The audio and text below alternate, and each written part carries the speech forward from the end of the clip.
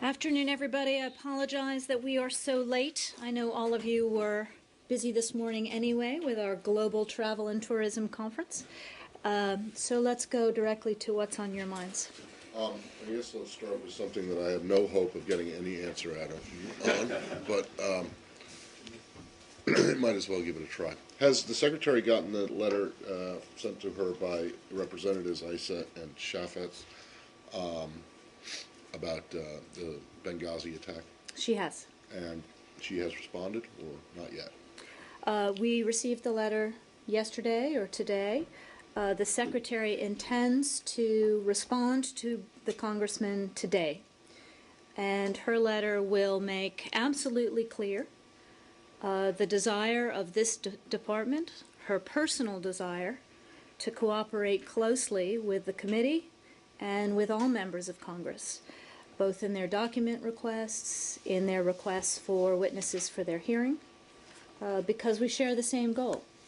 We want to get to the bottom of precisely what happened and learn any lessons that we need to learn from it.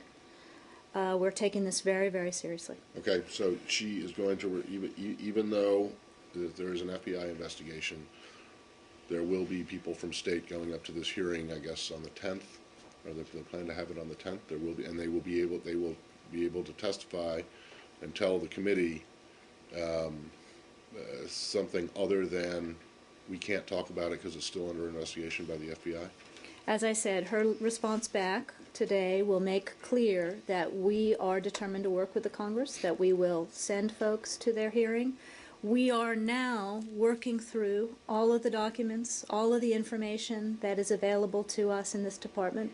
We will see where we are on the 10th, but it is our intention to cooperate fully. Does that would suggest to me then that you're willing to see a difference between what they might be asking for and what might be covered by the investigation that the FBI is doing?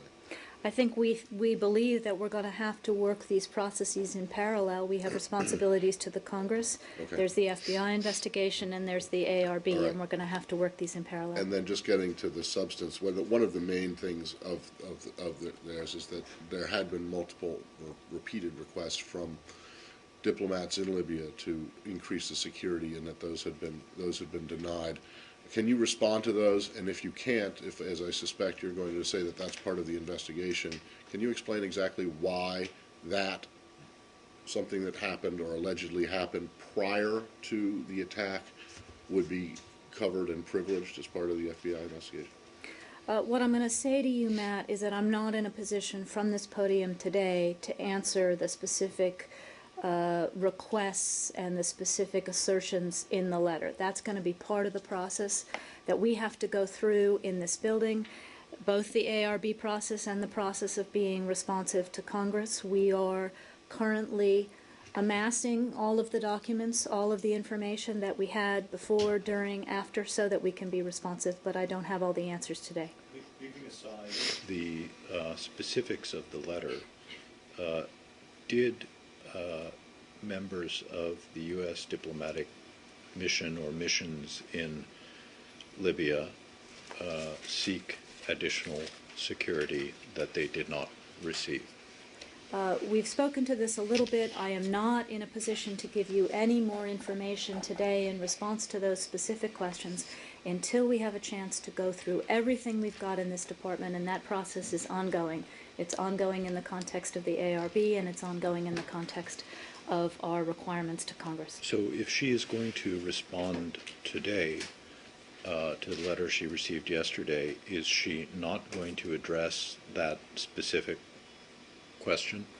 Her response is going to be relatively succinct today, as I said, expressing her complete commitment and this building's commitment to work with the Congress to get fully to the bottom of this.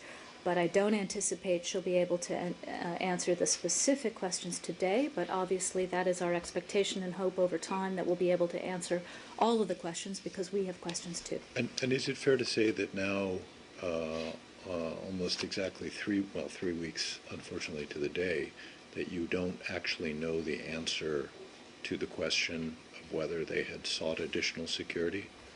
I think it's fair to say that we are still working through what we have in this building in terms of documentation, in terms of information about what we knew, who knew it, when they knew it, and that's part of the process that we have to go through. Please, Chair. A question about the ambassador. You know, he was obviously a person who knew the place very well, spoke the language, knew people, etc. And I know you won't talk about specifics, but there is one about his jogging, actually in Tripoli, not in Benghazi. But is there a possibility that the State Department back here let him take the lead in determining what would be secure? Because after all, he knew it. He knew the country. Without getting into the specifics of this case, which, as I said, we have to work all the way through. That's what the ARB is about. That's what our work with the Congress will be about. Having done this myself, that's not the way it works. Ambassadors don't call the local security posture. It's worked out with Washington, with the Post. It's not something you can do yourself. Please. When does the Accountability Review Board begin its process, and who will be on it besides Thomas Pickering? I don't know that we've announced the full list yet. Let me see if we are in a position to do that sometime this week. My understanding is that they are starting to receive information now. I don't know when their first meeting is. I think they were looking at trying to schedule a first meeting in coming days or within the week. How are you receiving information if the members have the members been decided and you just haven't announced it? Correct. Correct. Okay. Yeah.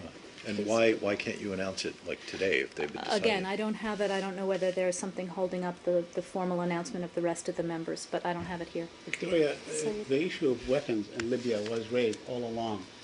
Are you discussing with the Libyan government as a result of this attack, of course, the proliferation of weapons or the policy of dumping so much weapons by, in particular by Qatar and Saudi Arabia into Libya?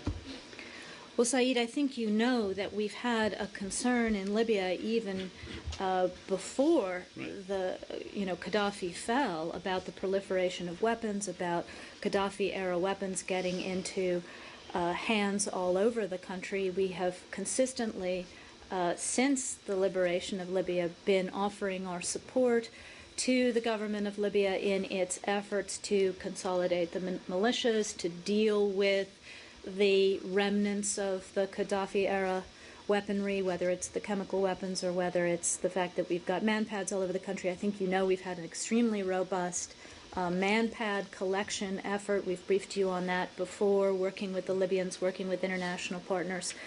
But with regard to your question today, I think we mentioned yesterday that Assistant Secretary of State Beth Jones is actually in Tripoli today. I just spoke to her before coming down. She had a chance on her visit there today to meet with the acting prime minister, with the deputy foreign minister, with the president of the Supreme Court, with the deputy prosecutor, with members of civil society. There was a small ceremony for some of our local staff to honor the members of our community, including Chris Stevens, who were lost. And among the central topics that she's been talking about today, in addition to security for diplomatic facilities and our facilities in particular, is this desire that the Libyans themselves have expressed. The Secretary heard from Maghariev when she met with him to accelerate international support for security in Libya, for the reform effort, for the effort to consolidate militias, to soak up and dispose of excess weaponry. It's a problem that obviously they recognize and we recognize as well. Follow up on that? Yeah. Did she also raise or discuss the issue of cooperation between U.S. and Libyan investigators into the incident in Benghazi?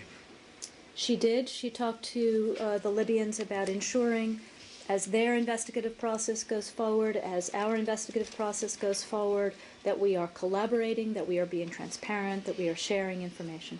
We quote the Deputy Foreign Minister, Mohammed Abdulaziz, as saying today Libya and the United States have still not yet agreed on how the U.S. investigative team will cooperate with Libyan authorities in the investigation.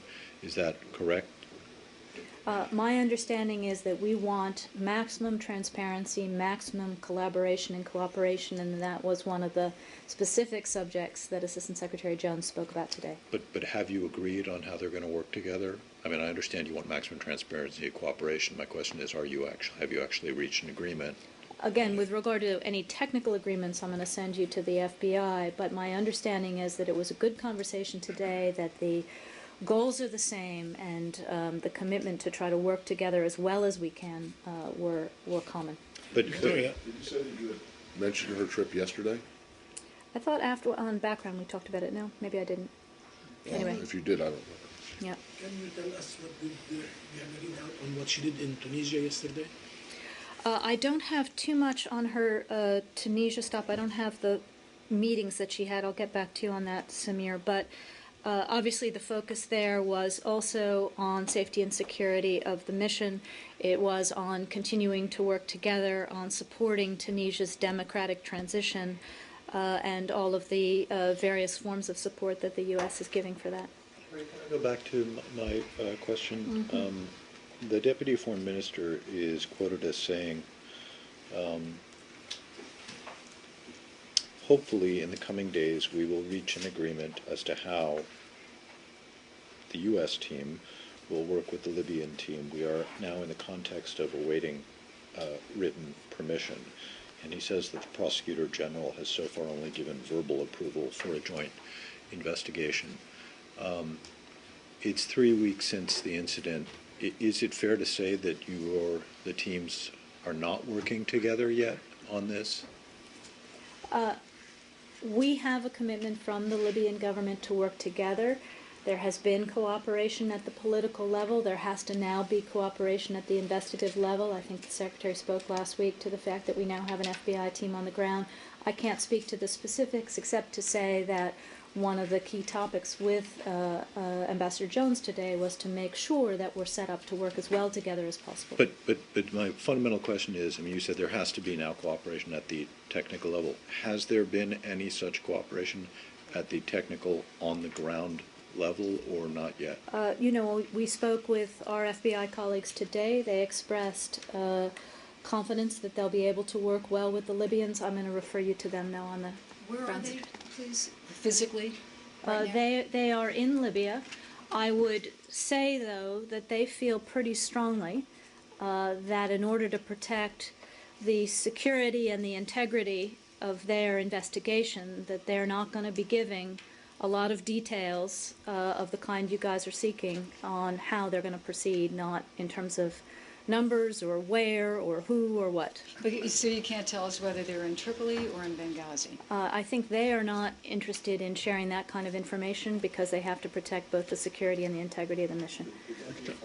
He's quoted as saying that they are still in Tripoli. That's out. We've quoted him as saying that. Is that not correct? Again, I'm not going to get into the details of what the FBI is up to. If you have more questions, you can go to them, but I'm just telling you, based on our conversations with them, I would not expect them to be very forthcoming on the details for the reasons that I cited. Is your impression that they think that they're going to be able to do this in secret? The point is simply that they need to protect both the security of their people and the integrity of the investigation, and they'd like a little space from you all to do that. Victoria, the Secretary also, at the end of last week, had received some letters from the Senate side of Congress, from Senator Kerry, also a separate letter from Senator Corker requesting further information. Right. Can you give us a readout on what any response has been or will be, and if she has had the Secretary has had any private conversations to answer some of these questions if a letter has not been sent in response? Let me take that one, Margaret. I believe we did get back in some form to the Senate side, but I need to take that one. A technical question, Yeah. Victoria. In the aftermath of the Afghanistan and Iraq war, there was an energetic kind of public diplomacy effort to reach hearts and minds. Is anything akin to that happening now with Libya or underway? In Libya? Yes. Well, obviously, in all of our public statements from here, in the statements that Deputy Secretary Burns made when he presided for the United States at the joint ceremony that we had. We've made clear that we are not planning to turn our back on a democratic Libya. On the contrary, we think that their transition is absolutely essential, not only for their security and in their interest, but for the interest of the region, for our American interests. So we are doing a lot to make it clear that we stand with the Libyan people who fought for change, and we're going to continue to do that. I guess my question is, Libyan society being tribal, and these tribes may have been far-flung and so on. Are you making any special efforts, or is there any campaign to actually engage them? Well, we've engaged groups across Libya and tribes across Libya from the very beginning, and even in the Gaddafi era we had quite extensive contacts, which enabled us to work with them later, so that'll continue, obviously. Please. You are? Jason Donner, Fox News Channel. And I was just wondering, why did the State Department in July of 2012 refuse to mediate a disagreement between Blue Mountain Libya and Blue Mountain UK because the relationship to provide security at the Benghazi consulate was not working? You're taking me way down into capillaries of the security situation that I don't have the information to answer here. Presumably those kinds of questions will have to be looked at in the context of the work that we're doing. Would that include the letters that were maybe being sent? Would any of that information be responded to ISA or Chaffetz's letter? Their letter doesn't get into that kind of detail. Please. On Syria, Yeah. Iraqi authorities today ordered an Iranian cargo plane heading to Syria to land in Baghdad for research. How do you view this step, especially after it came days after your request to the Iraqi authorities to do so? Well, we regard it very positively that the Iraqi government is taking steps to investigate cargo overflying its territory headed for Syria.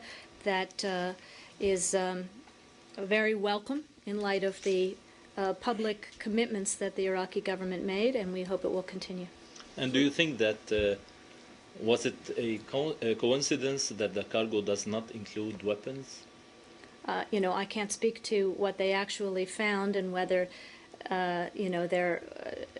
they happen to be able to declare a negative here, but our hope is that these kinds of cargoes will be regularly inspected, and that will be a deterrent on folks abusing Iraqi airspace to get weapons into Syria. Is it correct that you're only interested in cargo and not potentially passengers? I mean, if this plane was full of senior members of the IRGC flying to Damascus, but they didn't have any weapons, presumably that you wouldn't be too thrilled with that, would you?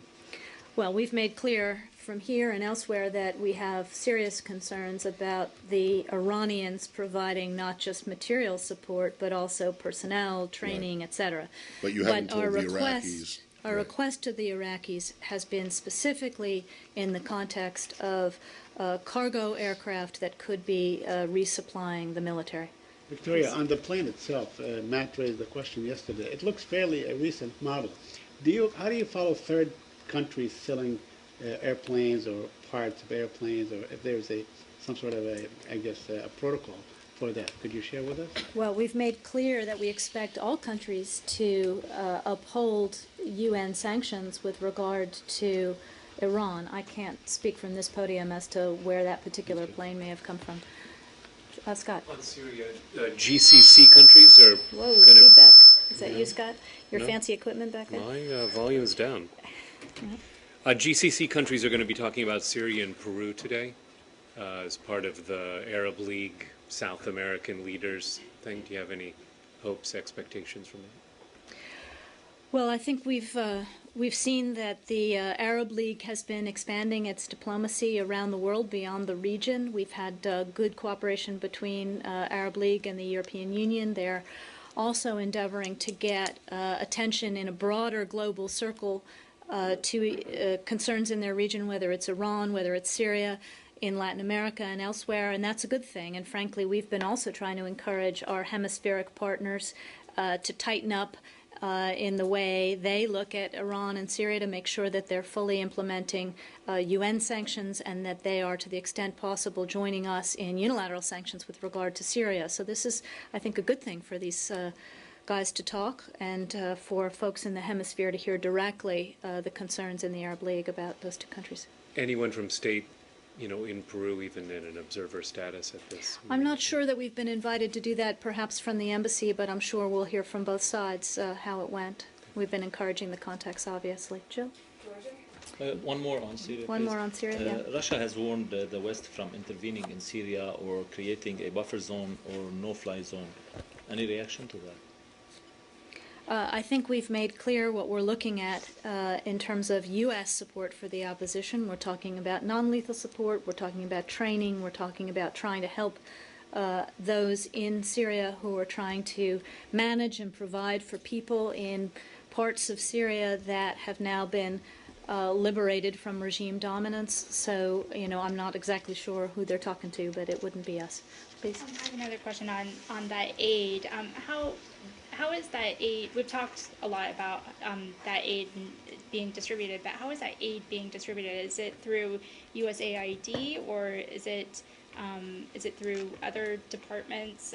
How exactly is it? You mean what accounts does the U.S. support come from? There are a Yeah. variety of accounts. Some of it comes through our human rights funding. Some of it comes through our regional democracy funding. Some of it comes through our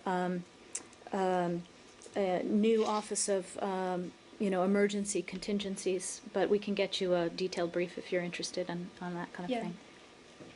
Okay, Jill, still Syria? One more, sorry, about this Still, too. yeah.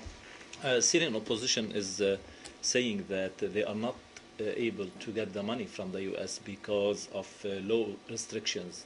Do you have anything? On U.S. restrictions? Yeah, U.S. laws restrictions. I'm not sure what they would be referring to, but Because specifically there are sanctions on Syria, and you are not able to provide them with the money because of these sanctions and these laws restrictions. Well, first of all, we have a new OFAC license, which was granted to allow private Americans to give money to the Syrian opposition. So that aspect of sanctions doesn't apply in this case. With regard to U.S. government support for the opposition, we are not encountering those kinds of problems. I think the Secretary spoke when we were in New York for the ad hoc meeting of some 1,100 kits of communications equipment that have gone, more than 1,000 people trained. So we have all of the flexibility that we need under U.S. law to do what we need to do. And this training, is it going on just in Turkey or other areas, or are there also training? Or is there training that's taking place inside liberated parts of Syria? There are not Americans inside Syria, if that's what you're asking. We are doing training programs outside of Syria. We are also training trainers who are going back into Syria. Those would be Syrian trainers? And those would be Syrians, yeah. Sorry, just you think that there's at least one American, I mean, not an official American in Syria, though, right now. Is there any more update, presuming an official American? On Mr. Tice? No, right. unfortunately, Nothing. there is not. Jill? A question concerning exactly that. There's some media reports that say that that video that appeared on YouTube looks staged. Has the State Department analyzed that video at all, or?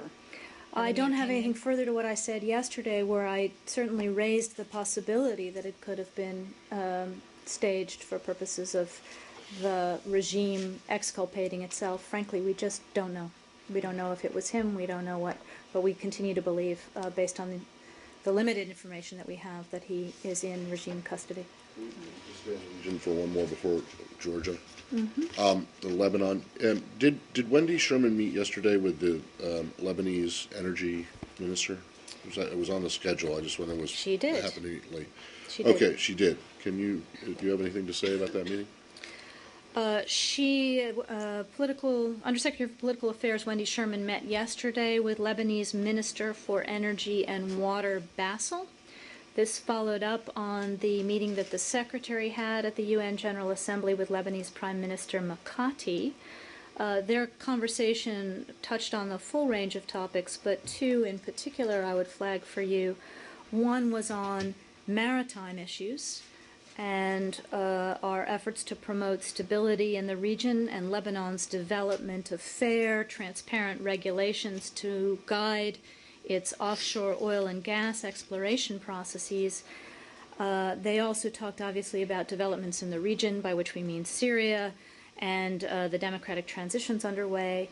In our meetings with government representatives, whether they are in Lebanon or whether they are in the U.S., we always express our deep concern about Hezbollah's destabilizing actions, both in Lebanon and in the region. And Undersecretary Sherman again raised our ongoing concern about Hezbollah's actions, including its support for the Syrian regime, its role as a terrorist organization and a proxy for Iran, and its criminal activities in the international drug trade and money laundering. Okay, so you probably know why I asked the question, which is that Representative Ros-Lehtinen has not taken a kind view of this meeting. She called it beyond indefensible. So defend it, please. Well, Minister Basil is a member of the Free Patriotic Movement Party in Lebanon, which is a member of the ruling coalition. He's the energy minister. We've talked to members of the coalition, and we have to work with the sitting minister if we want to work on these kinds of problems. Well, I mean, she says that he's an overt supporter of Hezbollah and of Assad. Well, obviously he's got a the case? portfolio in the government that, as I mentioned, we had to address. The degree to which he has contacts with Hezbollah, he can express the concerns and be a good transmitter for the kinds of concerns that I just outlined. Please. Georgia? Jill, I think, had her hand up for Georgia from the very beginning, so why don't we start Any there? reaction to the concession by President Saakashvili that the opposition has won this parliamentary election? Yes, indeed. Well, first of all, I think the White House has put out a statement, and we're expecting that the Secretary will shortly have her own statement. The United States congratulates the citizens of Georgia on their historic parliamentary election yesterday. While the final count and the appeals are still ongoing, we support and join the assessment of the OSCE and ODIHR election observers that the Georgian people have freely expressed their will at the ballot box. We are now calling on the parties to work together to take democracy forward. We'd like also to commend President Saakashvili and the UNM for graciously conceding when they lost at the ballot box. This is a really important milestone for democracy in Georgia, but it's also a really important democratic signal for the region and for other countries that are struggling to be democratic. Please. Do you plan any meetings with new majority leaders on official level here in Washington or in Tbilisi? I think we'll let the Georgians come forward with a full vote count and a winner and let the new government be formed, but obviously we will engage with the new government, yes. Thank you. And said that the U.S. government urges President Saakashvili, his opponent, and all others to cooperate in a spirit of national unity. Are you concerned that they will not do so? Is that why the administration felt it necessary to urge this on them? Well, as you know, there had been a lot of, it had been a hotly contested election. There had been a lot of charges back and forth, a lot of hot rhetoric, but I think, as I said, the signal that President Saakashvili sent by A, conceding, and B, saying he would ask them to form a government and that they would work together, president and new government, sends a very good signal, and that's the kind of thing we were hoping to commend, underscore, and continue to encourage going forward. The Palestinian issue? Mm-hmm. Victoria, has there been any contact with the Palestinian Authority in the aftermath of last week's efforts at the United Nations? Well, as you know, the Secretary had a chance to see President Abbas. I think that I'm pretty confident that David Hale saw the Palestinian delegation, or at least spoke to them after we completed our meetings with the Israeli side, as we usually do. Secretary, as you know, saw Prime Minister Netanyahu as well. So it's traditional that we talk to both sides. The two issues, their efforts at the United Nations and the unfreezing of funds or sending the funds. Are there any developments? I don't have anything further to report besides what I think I said yesterday, which is that we are continuing to work with the Congress to get the $200 million in support for the Palestinian Authority released. We think it's very important, and we certainly see the need there. And finally, the Foreign Minister of Israel, Mr. Lieberman, has promised to sort of arrest Mr. Abbas. because of his efforts at the United Nations.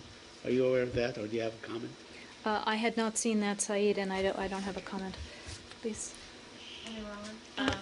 The Iranian foreign minister was in New York yesterday giving a speech and spoke about what he said was his government's more than year-long contact and work with the Syrian opposition, not the government, the opposition.